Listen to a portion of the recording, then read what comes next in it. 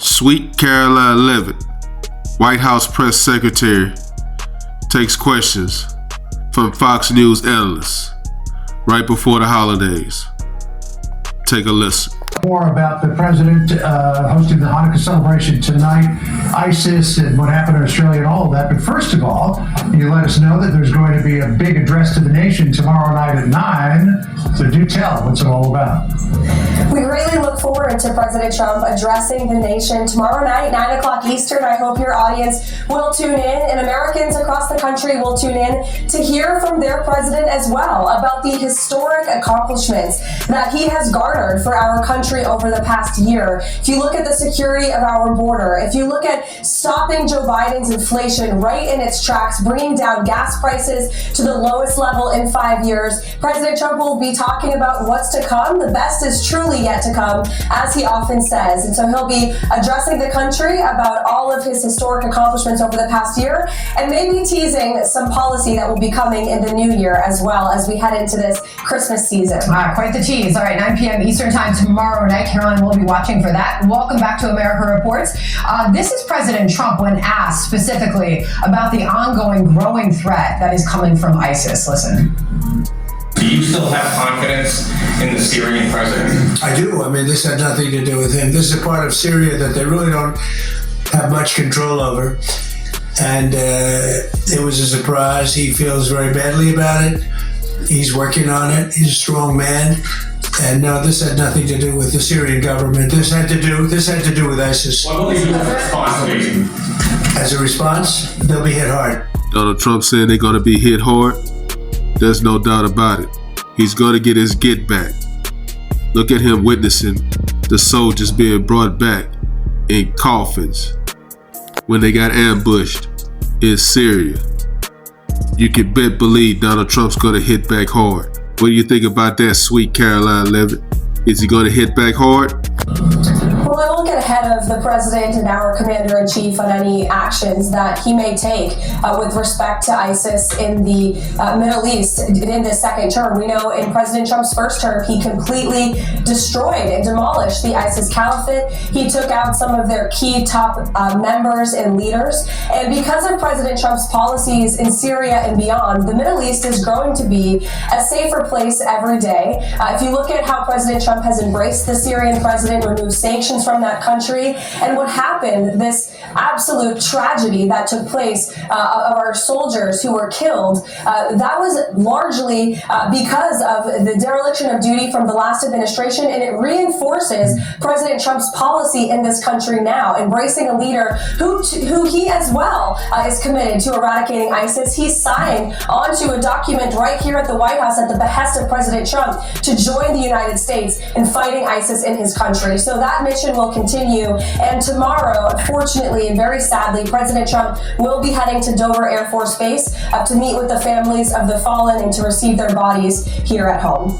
The dignified transfer of remains, very solemn ceremony. Clearly, though, ISIS remains a threat in many parts of the world, and the ideology that it spreads, as we saw in Australia, is still a danger. I wanted to ask you about the economy.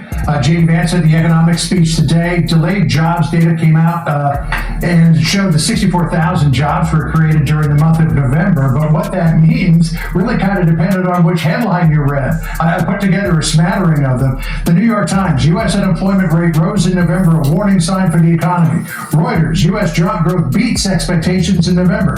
NPR, the U.S. just added just 64,000 jobs in November, a sign the labor market is slowing. Reuters, futures turn positive after jobs data. I mean, you look at all those headlines, you don't know which way to turn here.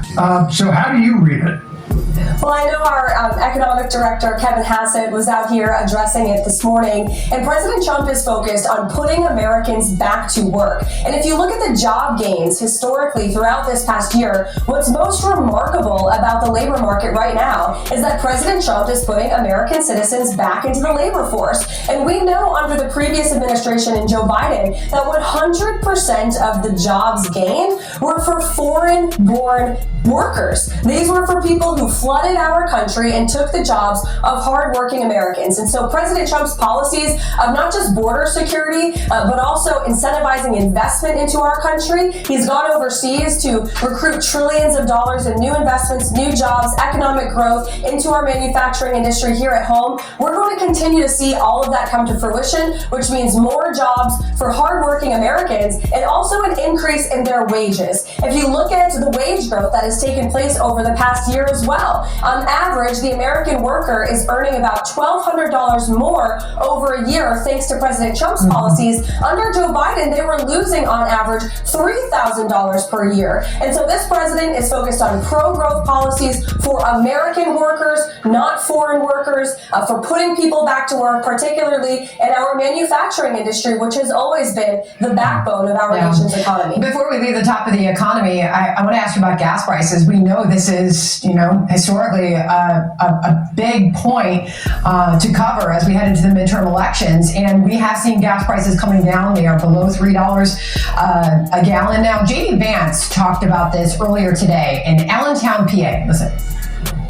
You know why energy prices are lower? You know why gas prices have come down so much? Because we finally got an American president who wants to invest in American energy and American workers instead of green energy boondoggles that are produced overseas. Is he lying? Absolutely not. In Fort Worth, Texas, the price of 1 gallon of gas is down to $2.11.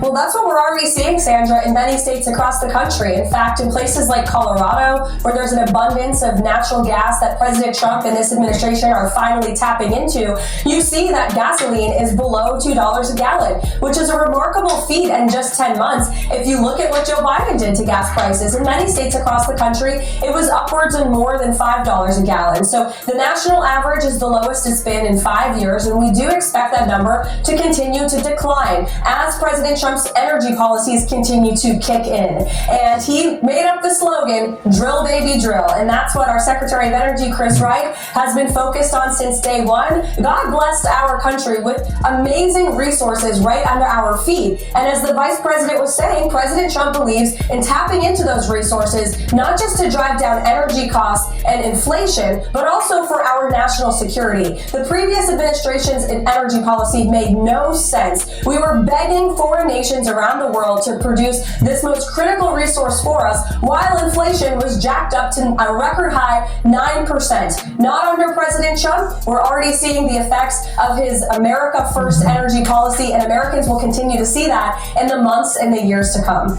I wanted to ask you, Karoline, about the two-part series of articles in Vanity Fair on Susie Wiles, the Chief of Staff, and the President's inner circle. I mean, clearly there was a lot of cooperation between the White House and Vanity Fair on this, because there's numerous interviews that Susie Wiles had with the writer over the course of pretty much a year.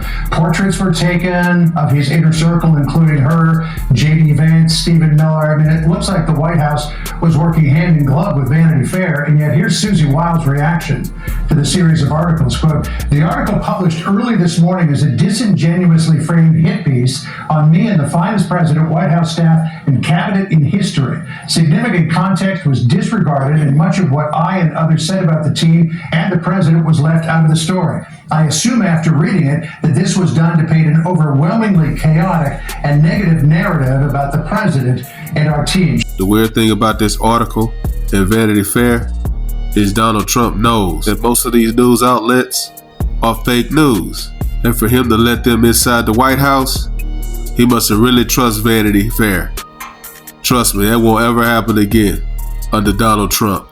Well, look, I would just echo my boss, Susie Wiles, who is the best chief of staff in our nation's history, working for the greatest president in our nation's history, and that this was, unfortunately, another attempt at fake news by a reporter who was acting disingenuously and really did take the chief's words out of context. But I think most importantly, the bias of omission was ever present throughout this story. The reporter omitted all of the positive things that Susie and our team said about the president president in the inner workings of the White House. And as Susie said today, it's deeply unfortunate that happened, but it won't distract us from making America great again. And President Trump has been such a productive president and has accomplished more in 11 months than most presidents do in 8 years because of his vision and his tenacity, which is executed on and facilitated by our great White House Chief of Staff, Susie Wiles, whom I'm very proud to call a boss and a mentor and a friend. Yeah, it's the inner circle, the president's inner circle, family coming to her defense. Don Jr. just posting Susie Wiles, by far the most effective and trustworthy chief of staff that my father has ever had. We appreciate you joining us for this very private White House briefing. Karoline, we appreciate your time. Thanks, guys. Fake news media need to go find somebody else to pick on. Leave Susie Wiles alone. Let me know what you guys think. Drop a comment. Like, comment, subscribe. Follow God, not culture.